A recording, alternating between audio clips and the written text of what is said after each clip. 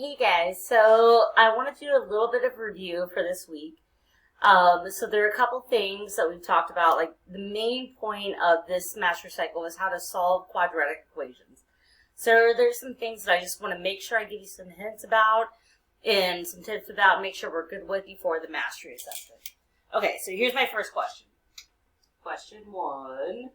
If I tell you x squared equals 81, all right, I'm going to tell you that.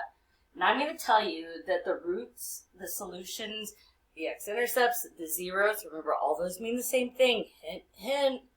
If I'm going to tell you, okay, well, x can equal 9 and x can equal -9. So I'm going to ask you, why are those both possible solutions?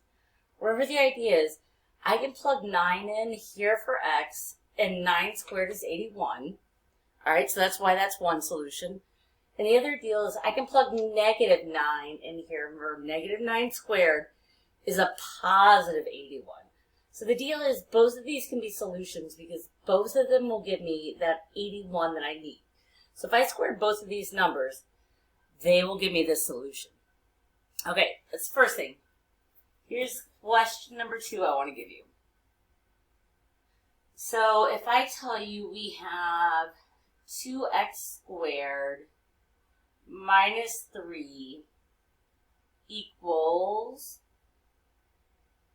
47. Sorry, I had to do a little bit of quick math in my head. So I'm going to ask you, why can we not take the square root right off the bat here? Well, the reason is because x squared isn't by itself, right? So x squared is not by itself, so I can't take the square root right away. Well, what do? Well, I solve this like normal. First thing I'm going to do is isolate the x by itself. So I'm going to move this 3 by doing my opposite. I'm going to get 2x squared equals 50.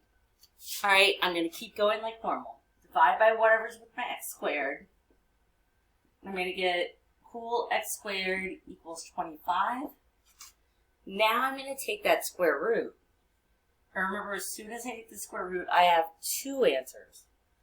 One is the positive of whatever the square root is here, which is 5, and the negative of that.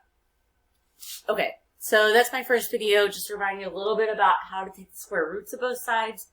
I have a little bit more coming for you, though.